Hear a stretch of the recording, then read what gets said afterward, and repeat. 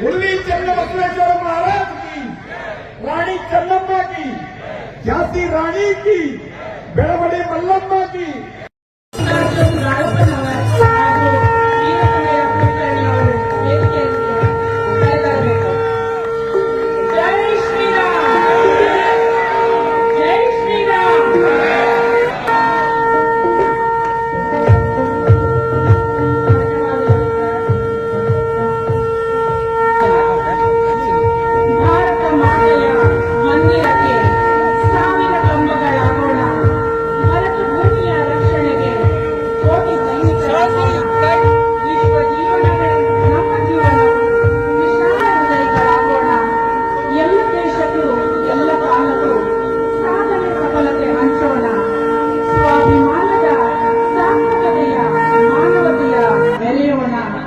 ಒಂದೇ ಮನದ ಒಂದೇ ದನಿಯ ರಾಷ್ಟ್ರವ ಕಟ್ಟುತ್ತ ನಲಿಯೋಣ. ಬೋಲೋ ಭಾರತ್ ಮಾತಾ ಕಿ, ಬೋಲೋ ಭಾರತ್ ಮಾತಾ ಕಿ. ಪುಷ್ಪಾರ್ಚನೆ ಮಾಡಿದಂತಹ ಗಣ್ಯರಿಗೆ ಧನ್ಯವಾದಗಳು. ಈಗ ವೈಯಕ್ತಿಕ ಗೀತೆಯನ್ನು ತಮ್ಮ ಮುಂದೆ ಪ್ರಸ್ತುತಪಡಿಸಲಿದ್ದಾರೆ. ಅವರಿಗೆ ಇವರಿಂದ ದಿಕ್ಸೂಚಿ ಭಾಷಣ.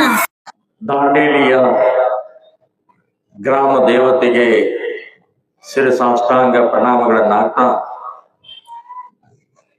ವೇದಿಕೆಯ ಮೇಲಿರುವಂತಹ ಎಲ್ಲ ಆದರಣೀಯ ಗಣ್ಯಮಾನ್ಯರೇ, ಆತ್ಮೀಯ ಬಂಧುಗಳೇ, ತಾಯಂದಿರೇ, ಪತ್ರಕರ್ತ ಬಂಧುಗಳೇ, ಆರಕ್ಷಕ ಬಂಧುಗಳೇ, ಪ್ರಾರಂಭದಲ್ಲಿ ನಾನು ಶೋಭಾಯಾತ್ರೆ ನೋಡಿದೆ. ಅತ್ಯಂತ ಶಿಸ್ತುಬದ್ಧವಾದಂಥ, ಆಕರ್ಷಕವಾದಂಥ, ಮಹಿಳೆಯರೇ ಜಾಸ್ತಿ ಇರುವಂಥ ಆ ಶೋಭಾಯಾತ್ರೆ ನೋಡಿದೆ. ಎರಡನೇದಾಗಿ ಇಲ್ಲಿಯ ಮೈದಾನದ ವ್ಯವಸ್ಥೆ, ಮೈಕು ಸೇರಿಸಿ ಹೇಳ್ತಾ ಇದ್ದೀನಿ, ಅತ್ಯಂತ ಉತ್ಕೃಷ್ಟವಾಗಿದೆ. ಆಂಕರ್ ಅಂದ್ರೆ ನಮ್ಮ ಸಹೋದರಿ, ಅವ್ರ ಹೆಸರೇನು, ವೀಣಕ್ಕ ಅವರು ಬೆಸ್ಟ್ ಆಗಿ ಬಹಳ ಚೆನ್ನಾಗಿ ಎಲ್ಲರನ್ನೂ ಸ್ವಾಗತ, ಎಲ್ಲರಿಗೆ ಆಧಾರವಾದಂತಹ ವಿಚಾರವನ್ನ ಮೂಲಕ ಮಾಡಿ ಅವರಿಗೂ ಕೂಡ ನಾನು ಅಭಿನಂದನೆಗಳನ್ನು ಹೇಳ್ತಾ ಇದ್ದೀನಿ. ಹಾಡು ಹೇಳಿದವರು ದಿವ್ಯಾನೋ ಅಥವಾ ಏನೋ ಅವಳ ಹೆಸರು, ಕಾವ್ಯ ಇದರ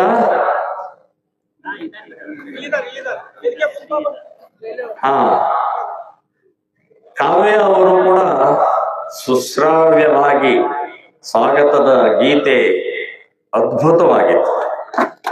ನಿಮಗೂ ಕೂಡ ಅಭಿನಂದನೆಗಳು. ಇನ್ನು ಪ್ರಾಸ್ತಾವಿಕ ನುಡಿಯ ಮೂಲಕ ವಾಸ್ತವಿಕವಾದ್ದನ್ನ ಪ್ರಭುಗಳು ಹೇಳಿದ್ರು, ಅವ್ರಿಗೂ ಕೂಡ ನಾನು ಅಭಿನಂದನೆಗಳನ್ನು ಹೇಳ್ತಾ ಇದ್ದೀನಿ. ಬಂಧುಗಳೇ, ಹೊಸ ವರ್ಷದ ಯುಗಾದಿಯ ಎಲ್ಲ ಹಿಂದೂಗಳಿಗೆ ಶುಭವಾಗಲಿ ಅಂತನ್ನುವಂತಹದ್ದು ಮೊದಲನೇದಾಗಿ ನಿಮಗೆಲ್ಲರಿಗೂ ಶುಭಾಶಯಗಳನ್ನು ಹೇಳ್ತಾ ಇದ್ದೀನಿ. ಈ ವರ್ಷದಿಂದ ಒಂದು ಹೊಸ ಇತಿಹಾಸ ಆಗಬೇಕು. ಹಿಂದಿನ ಜಾಡ್ಯ, ಹೇಳಿತನ, ಅಸಂಘಟಿತತನ, ಅಜಾಗೃತತನ, ದೌರ್ಬಲ್ಯತನ, ಆ ಎಲೆಗಳೆಲ್ಲ ಉದುರಿ ಹೋಗ್ಬೇಕು. ಧೈರ್ಯ, ಒಗ್ಗಟ್ಟು, ದುಷ್ಟ ಶಕ್ತಿಗಳನ್ನ ಮೆಟ್ಟಿ ನಿಲ್ಲುವಂತ ತಾಕತ್ತು ಸಿಗುವಂತ ಹೊಸ ಎಲೆಗಳ ಚಿಗುರಬೇಕು ಅನ್ನುವಂಥದ್ದು ಈ ಸಂದರ್ಭದಲ್ಲಿ ಹೇಳ್ತಾ ಇದ್ದೇನೆ. ಬಹಳಷ್ಟು ಯುಗಾದಿಗಳು ಯುಗ ಕಳೆದರು ಅಂತ ಹೇಳಿ ನಾವು ಹೇಳ್ತಾನೆ ಇದೀವಿ, ಮತ್ತೆ ಮಾಡ್ತೀವಿ. ಆದ್ರೆ ನನಗೊಬ್ರು ಹೇಳಿದ್ರು, ಈಗ ನಾನು ಒಬ್ಬ ಪ್ರಭುಗಳ ಮನೆಗೆ ಹೋದಾಗ ಹೇಳಿದ್ರು, ಧ್ವಜಗಳು ಪ್ರತಿ ಮನೆ ಮೇಲೆ ಧ್ವಜ ಇರಬೇಕು, ಕೇಸರಿ ಧ್ವಜ ಇರಬೇಕು ಅಂತನ್ನುವಂತಹದ್ದು ಒಂದು ಈ ಸಮಿತಿ ಒಂದು ನಿರ್ಣಯ ತಗೊಂಡಿದ್ದಾರೆ. ಸೊ ವರ್ಷಕ್ಕೂ ಒಂದು ಸಲ ಆದ್ರೂ ನಮ್ಮ ಮನೆಯ ಮೇಲೆ ಕೇಸರಿ ಬಾವುಟ, ತ್ಯಾಗದ ಬಾವುಟ, ಸಮೃದ್ಧಿಯ ಬಾವುಟ ಅದು ಹಾರಾಡಬೇಕು, ವರ್ಷಕ್ಕೂ ಒಂದು ಸಲ ಅದು. ಸೊ ಅದನ್ನ ಹಿಂದೆ ಮುಂದೆ ನೋಡೋದು, ನಮ್ಮಲ್ಲಿ ಇನ್ನೂ ಯಾಕೋ ಬಂದೇ ಇಲ್ಲ ಕೇಸರಿ ಧ್ವಜಕ್ಕೆ ಅಂತ ಕೇಳೋದು, ನಮ್ಮಲ್ಲಿ ಹಳೇದಿದೆ ರೀ ಅದನ್ನೇ ಹಾರಿಸ್ತೀವಿ ಅಂತ ಹೇಳೋದು, ಎಷ್ಟು 20 ರೂಪಾಯಿ ಅಂತ ಹೇಳಿದ್ರೆ ನನಗೆ ಗೊತ್ತಿಲ್ಲ ಅದು ಎಷ್ಟೇ ಇರಲಿ, ವರ್ಷಕ್ಕೆ ಒಮ್ಮೆ ಹಿಂದೂ ಸಮಾಜದ ಮನೆಯ ಮೇಲೆ ಏಕತೆಯ ಒಂದು ಸಂಕೇತ, ದಾಂಡೇಲಿಯ ಎಲ್ಲ ಮನೆಗಳ ಮೇಲೆ ಕೇಸರಿ ಧ್ವಜ ಹಾರಿಸಿ ನಾವು ಒಟ್ಟಾಗಿದ್ದೀವಿ. ನಮ್ಮನ್ನ ಕೆಣಕಬೇಡಿ ಅಂತನ್ನುವಂತಹದ್ದು ಆ ಕೇಸರಿ ಬಣ್ಣದ ಮೂಲಕ ದುಷ್ಟರಿಗೆ, ಭ್ರಷ್ಟರಿಗೆ, ಭಯೋತ್ಪಾದಕರಿಗೆ ಇವರೆಲ್ಲರಿಗೂ ಉತ್ತರ ಕೊಡಬೇಕಾಗಿದೆ. ನಾನು ಇಲ್ಲಿ ಬಂದಂತವರಿಗೆ ನೀವು ಎಲ್ಲರೂ ನಿಮ್ಮ ಮನೆಯ ಮೇಲ್ಗಡೆಗೆ ಹಾರಿಸಿದ್ದೀರಿ ಅಂತನ್ನುವಂತ ವಿಶ್ವಾಸ ಇದೆ. ಇಲ್ಲಿ ಯಾರು ಬಂದಿಲ್ಲಲ್ಲ ಅವ್ರಿಗೆ ಹೇಳ್ತಾ ಇದ್ದೀನಿ ನಾನು, ಅವ್ರಿಗೆ ಹೇಳ್ತಾ ಇದ್ದೀನಿ, ಇವತ್ತು ಕೇಸರಿಯ ಧ್ವಜ ಹಾರಾಟ ಮಾಡಿ ವರ್ಷಕ್ಕೆ ಒಂದು ಸಲ ಒಟ್ಟಾಗಿ ತೋರಿಸುವಂತ ಶೋಭಾಯಾತ್ರೆಯಲ್ಲಿ ಮತ್ತು ಸಭೆಯಲ್ಲೂ ಕೂಡ ಭಾಗವಹಿಸಬೇಕು. ವಿನಂತಿ ಅಲ್ಲ, ಆಗ್ರಹ ಮಾಡ್ತಾ ಇದ್ದೀನಿ, ನೀವು ಭಾಗವಹಿಸಲೇಬೇಕು, ಇಲ್ಲಾಂದ್ರೆ ಸರ್ವನಾಶ ಹೋಗ್ತೀರಿ ನೀವು. ಯಾರು ಬಂದಿಲ್ಲ ಅವ್ರಿಗೆ ಹೇಳ್ತಾ ಇದ್ದೀನಿ ನಾನು. ಬಂಧುಗಳೇ,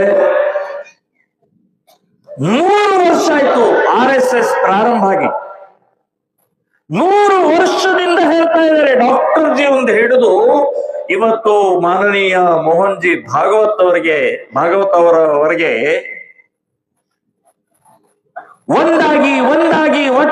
ಒಟ್ಟಾಗಿ ಜಾತಿ, ಮತ, ಪ್ರಾಂತ, ಭಾಷೆ, ಪಕ್ಷ ಭೇದಗಳನ್ನು ಬಿಟ್ಟು ನಾನು ಹಿಂದೂ ಇದೀನಿ ಅನ್ನುವಂಥದ್ದು ಹೇಳಬೇಕು ಅಂತ ಹೇಳಿ RSS 100 ವರ್ಷದಿಂದ ಹೇಳ್ತಾ ಇದ್ರೂ ಕೂಡ ಹಿಂದೂ ಸಮಾಜ ಇನ್ನೂ ಅರ್ಥನೇ ಆಗ್ತಾ ಇಲ್ಲ. ಸರ್ವನಾಶ ಆಗಿ ಹೋಗುವಂತ ಆ ಕಾಲ ಇವತ್ತಿನ ದಿನದಲ್ಲಿ ಬಂದಿದೆ ಅಂತನ್ನುವಂತ ಎಚ್ಚರಿಕೆ ಕೂಡ ಅವರಿಗೆ ಗೊತ್ತಾಗ್ತಾ ಇಲ್ಲ. ಈಗಾಗಲೇ ಪ್ರಭುಗಳು ಹೇಳಿದಾಗೆ ನಾನು, ನನ್ನ ಹೆಂಡತಿ, ನನ್ನ ಮಕ್ಕಳು, ನನ್ನ ತಂದೆ ತಾಯಿ ಅನ್ನುವಂಥದ್ದು ಒಂದು ಚಕ್ರ, ಒಂದು ಪರಿಧಿ ಹಾಕೊಂಡ್ಬಿಟ್ಟಿದೀವಿ. ಸೊ ಅದನ್ನು ಬಿಟ್ಟು ಸಮಾಜ ಇದೆ, ದೇಶ ಇದೆ, ಧರ್ಮ ಇದೆ, ಜನ ಇದ್ದಾರೆ, ಅದನ್ನ ನಾವು ಅರ್ಥ ಮಾಡ್ಕೊಳ್ಳದೆ ಇದ್ರೆ ನಮ್ಮ ಕುಟುಂಬ ಉಳಿಯುವುದಿಲ್ಲ, ದೇಶ ಉಳಿದ್ರೆ ನಾವು ಉಳಿತೀವಿ. ಜಾತಿಗಳನ್ನ ಹೋಗಲಾಡಿಸಕ್ಕಾಗುವುದಿಲ್ಲ, ಹೌದು ಗೊತ್ತು. ಯಾರ್ಯಾರು ಮಹಾಪುರುಷರು, ಬಹಳ ದೊಡ್ಡ ವ್ಯಕ್ತಿಗಳು ನಮ್ಮ ದೇಶದಲ್ಲಿ ಜಾತಿ ಬೇಡ, ಜಾತೀಯತೆ ಬೇಡ, ಜಾತಿಯ ಸೋಂಕು ಇರಬಾರದು ಅಂತ ಹೇಳಿ ಆ ಮಹಾಪುರುಷರು ಪ್ರಾರಂಭ ಮಾಡಿದಂತ ಅವರವರ ಇದಿದೆಯಲ್ಲ, ಅದೇ ಒಂದು ಜಾತಿಯ ಕೂತ್ಕೊಂಡು ನಮ್ಮ ಸಮಾಜ ಬಿಡ್ಲೇ ಇಲ್ಲ. ಶಂಕರಾಚಾರ್ಯ, ಮಧ್ವಾಚಾರ್ಯ, ಬುದ್ಧ, ಬಸವ ನೋಡಿ, ಇವರೆಲ್ಲರೂ ಕೂಡ ಜಾತಿ ಬೇಡ ಅಂತ ಹೇಳಿ ಆ ಮಹಾಪುರುಷ ಮಹಾಪುರುಷರ ಒಂದು ಸಂದೇಶವನ್ನು ಕೊಟ್ಟು ಒಂದು ವಿಚಾರವನ್ನು ಕೊಟ್ಟಂತ ಅವರು ಹೋದ ನಂತರ ಅದೇ ಒಂದು ಜಾತಿಯಾಗಿ ಕೂತ್ಕೊಂಡು ಬಸವಣ್ಣನವರು ಎಲ್ಲರೂ ಲಿಂಗವಂತರಾಗೋಣ, ಎಲ್ಲರೂ ಸಮಾನತೆ ಏಕತೆಯನ್ನ ಕಾಣೋಣ ಅಂತನ್ನುವಂಥದ್ದು ಒಂದು ಶ್ರೇಷ್ಠ ವಿಚಾರಧಾರೆಯನ್ನ ಇಡೀ ಸಮಾಜದಲ್ಲಿ ಹಬ್ಬಿದ್ರು. ಆದರೆ ಇವತ್ತು ಲಿಂಗಾಯತ್ ಅನ್ನುವಂತ ಒಂದು ಜಾತಿ ಹಾಕಿಕೊಂಡಿದೆ. ಬುದ್ಧ ಮಹಾವೀರರು ಅದನ್ನೇ ವಿಚಾರ ಹೇಳಿದ್ರು. ಆದ್ರೆ ಇವತ್ತು ಬೌದ್ಧ ಅನ್ನುವಂಥದ್ದು, ಮಹಾವೀರ್ ಅನ್ನುವಂಥದ್ದು, ಸಿಖ್, ಹೀಗೆ ನಮ್ಮ ಸಮಾಜದಲ್ಲಿ ಇವತ್ತು ಬೇರ್ಪಡಿಸುವಂತಹ ಪ್ರಕ್ರಿಯೆ ಎಲ್ಲೋ ಒಂದು ಕಡೆಗೆ ಬಹಳ ದೊಡ್ಡ ರೋಗ ಇದೆ. ಅದಕ್ಕೆ 1925 ಇನ್ನೂ ಬ್ರಿಟಿಷರಿದ್ರು. ಬ್ರಿಟಿಷರ್ ಅಂತಂದ್ರೆ ಕ್ರಿಶ್ಚಿಯನ್ರು. ನಾವು ಬ್ರಿಟಿಷರು ಅಂತ ಹೇಳ್ತಾ ಇದ್ದೀವಿ, ಬ್ರಿಟಿಷರಲ್ಲ, ಕ್ರಿಶ್ಚಿಯನ್ರು. 200 ವರ್ಷ ಕ್ರಿಶ್ಚಿಯನ್ರ ಆಡಳಿತ ಈ ದೇಶದ ಮೇಲೆ ಆಯಿತು. ಸೊ ಆ ಕ್ರಿಶ್ಚಿಯನ್ರು ಇದ್ದಂತ ಅವರ ಗುಲಾಮಗಿರಿಯಲ್ಲಿ ನಾವು ಬದುಕ್ತಾ ಇರುವಂತಹ ಸಮಯದಲ್ಲೇ ಒಬ್ಬ ಯುಗಾವತಾರ, ಒಬ್ಬ ಮುಂದಿನ ದೇಶದ ಭವಿಷ್ಯದ ಚಿಂತನೆ ಮಾಡಿದಂತ ದ್ರಷ್ಟ ಡಾಕ್ಟರ್ ಕೇಶವ್ ಬಲಿರಾಮ್ ಹೆಡ್ಗೇವಾರ್ ಅವ್ರು ಹೇಳಿದ್ರು, ಸ್ವಾತಂತ್ರ್ಯ ಸಿಗುತ್ತೆ, ಇವತ್ತಿಲ್ಲ ನಾಳೆ ಸ್ವಾತಂತ್ರ್ಯ ಸಿಗುತ್ತೆ, ಆದರೆ ಈ ದೇಶದಲ್ಲಿರುವಂತ ಹಿಂದೂಗಳು ಸ್ವಾಭಿಮಾನದಿಂದ ಸುಖವಾಗಿ ಚೆನ್ನಾಗಿ ಬದುಕಬೇಕು ಅಂತಂದ್ರೆ ನಾವು ಇವತ್ತಿನಿಂದಲೇ ಹಿಂದೂ ಸಮಾಜದ ಒಗ್ಗಟ್ಟಿನ ಪಾಠ ಪ್ರಾರಂಭ ಮಾಡಬೇಕು ಅಂತ ಹೇಳಿ 1925 ವಿಜಯದಶಮಿ ದಿನ RSS ಪ್ರಾರಂಭ ಮಾಡಿದ್ರು. ಇವತ್ತು 100 ವರ್ಷ ಆಯ್ತು. ಅಕಸ್ಮಾತ್ ತಿಳ್ಕೊಳ್ಳಿ, ಅವ್ರು ಇಲ್ಲದೆ ಇದ್ದಿದ್ರೆ, RSS ಇಲ್ಲದೆ ಇದ್ದಿದ್ರೆ ಏನಾಗ್ತಾ ಇತ್ತು? ಈ ಟೋಪಿ ಬದಲಾಗಿ ಇನ್ನೊಂದು ಟೋಪಿ ಇರ್ತಾ ಇತ್ತು.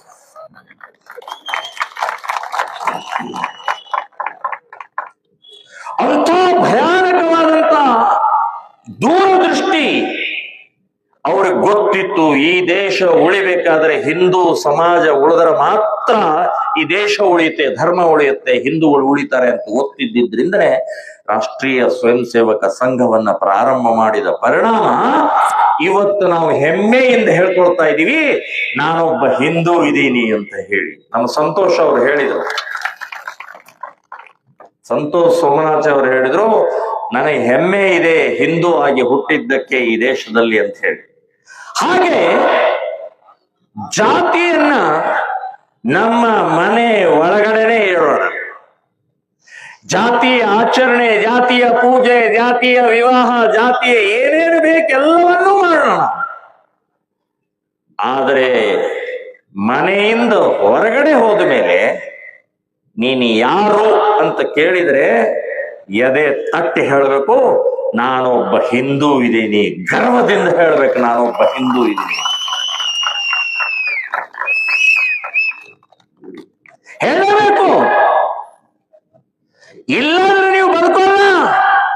ಆರ್ಸಿ ಆರ್ಸಿ ಆರ್ಸಿ ಹೊಡಿತಾರೆ. ಬಟೆಂಗೆ तो कटेंगे,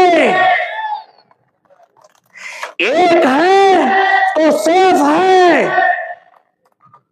ಇದು ಯೋಚನೆ ಇವತ್ತು ಮನೆ ಮನೆಯವರು ತಿಳ್ಕೊಳ್ಬೇಕಾಗಿದೆ, ಹೇಳಬೇಕಾಗಿದೆ, ಪ್ರಚಾರ ಮಾಡಬೇಕಾಗಿದೆ. ಒಟ್ಟಾಗಿದ್ರೆ ಮಾತ್ರ ಬದುಕುತ್ತೀವಿ. ವಿಘಟನೆ, ಜಾತಿ, ಮತ, ಭಾಷೆ, ಪಕ್ಷ, ಅವನ್ಯಾರು ಹೇಳವನು ಇವನ್ಯಾರು ಹೇಳವನು ಅಂತ ಹೇಳಿ ನಮ್ಮ ಒಳಗಡೆನೆ ಕಚ್ಚಾಡಿ ಸಾಯ್ತಾ ಇದ್ದೀವಿ ನಾವು. ಬಂಧುಗಳೇ, ಗಂಭೀರವಾದಂತಹ ದೇಶದ ಪರಿಸ್ಥಿತಿ ನಿರ್ಮಾಣ ಆಗಿದೆ. 78 ವರ್ಷ ಕಳೆದಿದ್ದೀವಿ ನಾವು. ಇವತ್ತು ನಮ್ಮ ಹಿಂದೂ ಸಮಾಜಕ್ಕೆ ನಾವು ಒಂದು ಘೋಷಣೆ ಹಾಕಬೇಕಾಗಿದೆ, ಈ ದೇಶಕ್ಕೆ ಘೋಷಣೆ ಹಾಕಬೇಕಾಗಿದೆ, ಹಿಂದೂ ಖತರೆ ಮೇ ಹೈ, ಹಿಂದೂ ಧರ್ಮ ಅಪಾಯದಲ್ಲಿದೆ. ಇದನ್ನ ಆಚರಣೆ ಮಾಡಿದರೆ, ಹಿಂದೂ ಅಂತ ಹೇಳಿದರೆ ಕೋಮುವಾದಿ, ಜಾತೀಯವಾದಿ, ಹಳೆ ದೊಡ್ಡ ಪುರಾಣದ ಕತೆ ಹೇಳ್ಕೊಂಡು ಓಡಾಡ್ತೀರಿ, ಇನ್ನೇನೇನೋ ಹೇಳ್ತಾರೆ.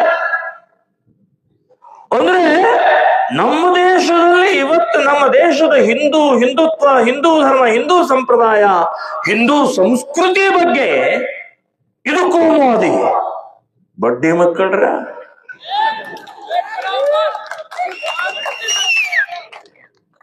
ಇದರ ಬೇರು ಇಷ್ಟು ಆಳವಾಗಿದವಲ್ಲ,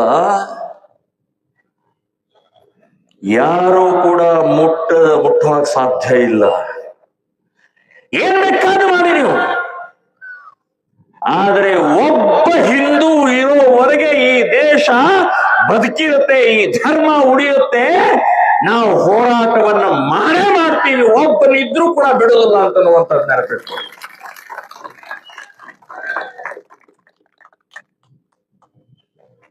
ಈ ರೀತಿಯ ಇವತ್ತಿನ ದಿನದಲ್ಲಿ ಕ್ಷಾತ್ರತ್ವ ಬೇಕಾಗಿದೆ, ಶೌರ್ಯ ಬೇಕಾಗಿದೆ, ಧೈರ್ಯ ಬೇಕಾಗಿದೆ.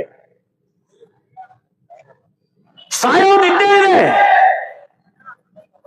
ಹುಟ್ಟಿದ ತಕ್ಷಣವೇ ಸಾವು ಯಾವತ್ತು ಅಂತ ನಿರ್ಣಯ ನಮ್ಮ ದೇವರು ಬರೆದು ಬಿಟ್ಟಿದ್ದಾರೆ ನಮಗೆ. ಇಲ್ಲ ರೀ, ನಾನು ಸಾಯೋದಿಲ್ಲ ರೀ ಅಂತ ಯಾವನಾದ್ರೂ ಇದ್ರ ಬರ್ರಿ ಮೇಲೆ ಇಲ್ಲಿ ಸಾವು ನಿಶ್ಚಿತನೇ. ಆದರೆ ಆ ಸಾವಿಗೆ ಒಂದು ತಾಕತ್ತು, ಒಂದು ಶಕ್ತಿ, ಒಂದು ಏನಾದ್ರೂ ಒಂದು ವಿಚಾರ ಕೊಡೋಣ. ಅದಕ್ಕೆ ಸುಮ್ಮನೆ ಎಲ್ಲೋ ಬಿದ್ದುಕೊಂಡು ಹೊರನಾಡಿ ಸಾಯೋದು ಬೇಡ. ದೇಶಕ್ಕಾಗಿ, ಧರ್ಮಕ್ಕಾಗಿ ತ್ಯಾಗದಿಂದ ಈ ಶರೀರ ಹೋಗ್ಬೇಕು. ಒಂದು ವಿಚಾರದ ಸಿದ್ಧಾಂತದಿಂದ ನಾವು ನಮ್ಮ ಶರೀರ ಹೋಗ್ಲಿ ಅಂತನ್ನುವಂತಹದ್ದು ಪ್ರತಿಯೊಬ್ಬರೂ ಯೋಚನೆ ಮಾಡಬೇಕು. ಸೊ ಆ ಮಧ್ಯದಲ್ಲಿ ಏನಿದೆಲ್ಲ, ಹುಟ್ಟು ಮತ್ತು ಸಾವಿನ ಮಧ್ಯದಲ್ಲಿ ಬದುಕೇನಿದೆಲ್ಲ, ಆ ಬದುಕು ಹೇಗೆ ಬದುಕಬೇಕು ಅಂತ ಹೇಳಿ ನಮಗೆ RSS ಕಲಿಸ್ಕೊಟ್ಟಿದೆ. ನಮಗೆ RSS ಕಲಿಸ್ಕೊಟ್ಟಿದೆ, ಸ್ವಾಭಿಮಾನದಿಂದ ಬದುಕಬೇಕು, ಧೈರ್ಯದಿಂದ ಬದುಕಬೇಕು, ಕೊನೆ ಉಸಿರು ಇರುವವರೆಗೆ ಹಿಂದುತ್ವದ, ಹಿಂದೂ ಧರ್ಮದ ಕಾರ್ಯವನ್ನ ಮಾಡ್ತಾ ಇರಬೇಕು. ಇದು ನಮಗೆ RSS ಕಲಿಸ್ಕೊಟ್ಟಿದೆ. ನನಗೆ 70 ವಯಸ್ಸು, 70 ಮುಗೀತು. 50 ವರ್ಷ ಆಯ್ತು ಮನೆ ಬಿಟ್ಟು. 117 ಕೇಸ್ಗಳು ಮಾತ್ರ ಇರೋದು. ನಾಟ್ ಔಟ್, ಇನ್ನೂ ಔಟ್ ಆಗಿಲ್ಲ. ಸುಮಾರು ಒಂದು 20-25 ಜಿಲ್ಲೆಗಳಿಂದ ಗಡಿಪಾರ್ DC ಆರ್ಡರ್ ಮಾಡಿದರೆ, ಮುತಾಲಿಕರು ಬಂದ್ರೆ ಗಲಾಟೆ ಆಗುತ್ತೆ, ಬೆಂಕಿ ಹಚ್ತಾರೆ. ಅವರು 1 ವಾರ ದಾಂಡೇಲಿ ಪ್ರವೇಶ ಮಾಡಂಗಿಲ್ಲ ಅಂತ ಹೇಳಿ ಆರ್ಡರ್ ಮಾಡಿದ್ದು. ಎಷ್ಟು ಜಿಲ್ಲೆಗಳಲ್ಲಿ? ಸುಮಾರು 25 ಜಿಲ್ಲೆಗಳಿಂದ ಮಾಡಿದ್ದಾರೆ. ಇಷ್ಟೆಲ್ಲ ಆದರೂ ಕೂಡ ನಾನು ಇವತ್ತಿನ ತನಕ ನನ್ನ ಪ್ರವಾಸ ಹಿಂದುತ್ವದ ವಿಚಾರಧಾರೆಯಲ್ಲಿ 1 ಇಂಚು ಕೂಡ ಸರಿದಿಲ್ಲ, 1 ಇಂಚು ಕೂಡ ಸರಿದಿಲ್ಲ.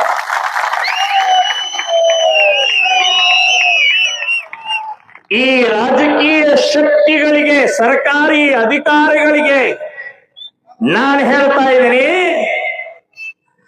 ನನ್ನ ಮೇಲಷ್ಟೇ ಅಲ್ಲ, ನಮ್ಮ ಸಾವಿರಾರು ಕಾರ್ಯಕರ್ತರ ಮೇಲೆ ನೀವು ಎಷ್ಟೇ ಕೇಸ್ ಹಾಕಿದ್ರು, ನಿಮ್ಮ ಅಪ್ಪ ಬಂದ್ರು ಕೂಡ ಹಿಂದುತ್ವದ ಧ್ವನಿ ಅಡಗಿಸಕ್ ಸಾಧ್ಯ ಇಲ್ಲ. ಹಿಂದುತ್ವ ನಮ್ಮ ಉಸಿರು, ನಮ್ಮ ಜೀವ, ನಮ್ಮ ರಕ್ತ. ಸೊ ಇದನ್ನ ನೀವು ಕೇಸ್ನಿಂದ ದಬಾಯಿಸ್ತೀನಿ, ಗಡಿಪಾರಿನಿಂದ ದಬಾಯಿಸ್ತೀನಿ, ಸಾಧ್ಯನೇ ಇಲ್ಲ, ಸಾಧ್ಯನೇ ಇಲ್ಲ.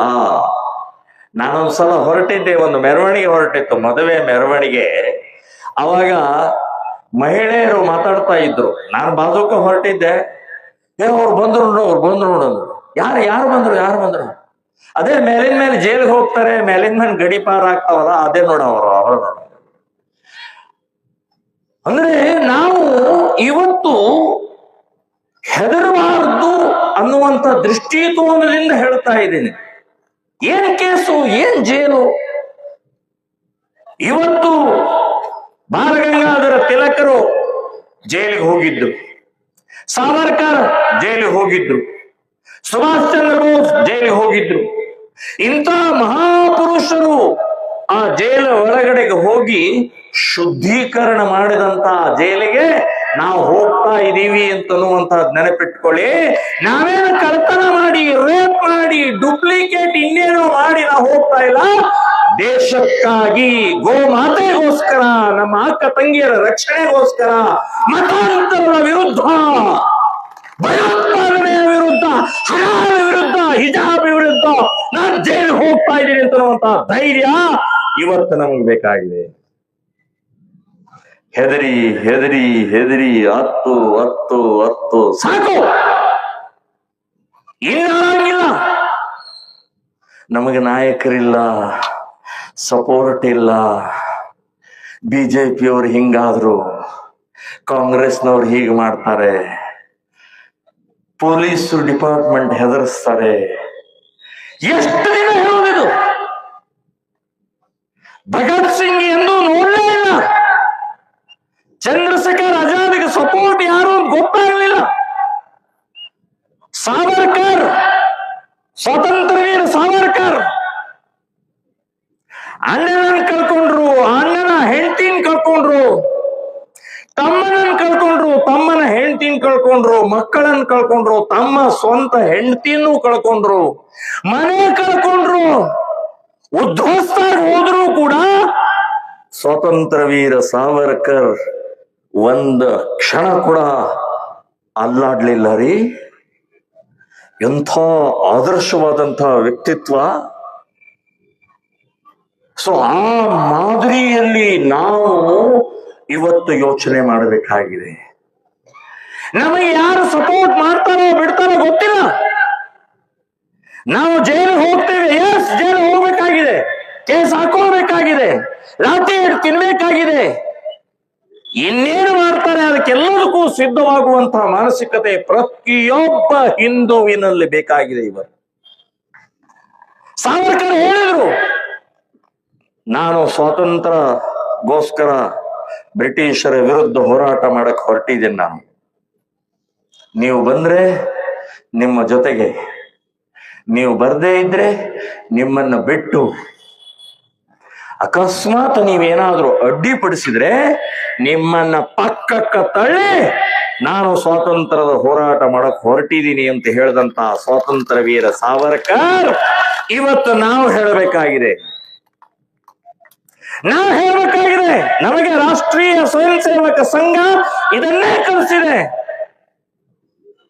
ಸಂಘಟಿತ ಶಕ್ತಿಯ ಮೂಲಕ ನಾವು ಹಿಂದೂ ಸಮಾಜವನ್ನ, ಸ್ವಾಭಿಮಾನ ಸಮಾಜವನ್ನ ಜಾಗೃತಿ ಮೂಡಿಸುವಂತ ಕೆಲಸ ಮಾಡಬೇಕಾಗಿದೆ. ನೀವು ಬರ್ತೀರಿ, ನಿಮ್ಮ ಜೊತೆಗೆ ಬಂದ್ರೆ ನಿಮ್ ಜೊತೆಗೆ, ನೀವು ಬರ್ದೇ ಇದ್ರೆ ನಿಮ್ಮ ಬಿಟ್ಟು, ಇನ್ನು ಅಡ್ಡ ಬಂದ್ರೆ ನಿಮ್ಮನ್ನ ಪಕ್ಕಕ್ಕೆ ತಳ್ಳಿ ನಾನು ಸಂಘಟನೆ, ಜಾಗೃತಿ, ಹಿಂದುತ್ವ, ಧರ್ಮದ ಆಚರಣೆಯನ್ನ ನಾನು ಮಾಡೋನು ಅನ್ನುವಂಥದ್ದು ಪ್ರತಿಜ್ಞೆಯನ್ನ, ಸಂಕಲ್ಪವನ್ನ ಮಾಡಬೇಕು. ನಮಗೆ ಸ್ವಾತಂತ್ರ್ಯ ಸಿಕ್ಕಂತ ಸಮಯದಲ್ಲಿ ಪುಕ್ಕಟ್ಟೆ ಸಿಗಲಿಲ್ಲ ರೀ. ಎಂಥೆಂಥವರ ತ್ಯಾಗ ಬಲಿದಾನದ ಪರಿಣಾಮದಿಂದ ನಮಗೆ ಸ್ವಾತಂತ್ರ್ಯ ಸಿಕ್ತು. ಒಮ್ಮೆ ಅವ್ರನ್ನ ನೆನಪು ಮಾಡಿಕೊಳ್ಬೇಕು. ನಮಗೆ ಸ್ವಾತಂತ್ರ್ಯ ಸಿಕ್ಕಾಗಲೂ ಕೂಡ ಅವಮಾನ ಆಯ್ತು, ಕಲಂಕ ಆಯ್ತು, ಆನಂದ ಇಲ್ಲ. ಕಾರಣ ಅವತ್ತಿನ ನಾಯಕರು ಮಾಡಿದಂಥ ದ್ರೋಹ. 1947ರಲ್ಲಿ ಆಗಸ್ಟ್ 14ನೇ ತಾರೀಕು ರಾತ್ರಿ 12 ಗಂಟೆಗೆ ನಮ್ಗೆ ಸ್ವಾತಂತ್ರ್ಯ. 12 ಗಂಟೆಗೆ ರಾತ್ರಿ. ಅದು ಹೇಗೆ? ಒಂದು ತುಂಡನ್ನ ಪಾಕಿಸ್ತಾನ ಅಂತ ಹೇಳಿ ಕೊಡಬೇಕಾಯ್ತು.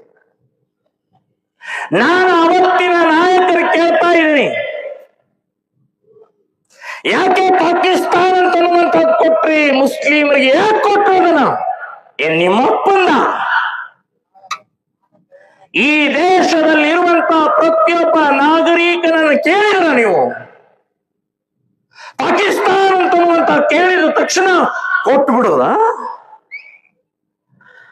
ಅವತ್ತಿನ ಪ್ರಧಾನಮಂತ್ರಿ ಆದಂತ ಪಂಡಿತ್ ಜವಾಹರ್ಲಾಲ್ ನೆಹರು ಅವರಿಗೆ ಪತ್ರಕರ್ತರ ಒಂದು ಪ್ರಶ್ನೆ ಕೇಳಿದ್ರು,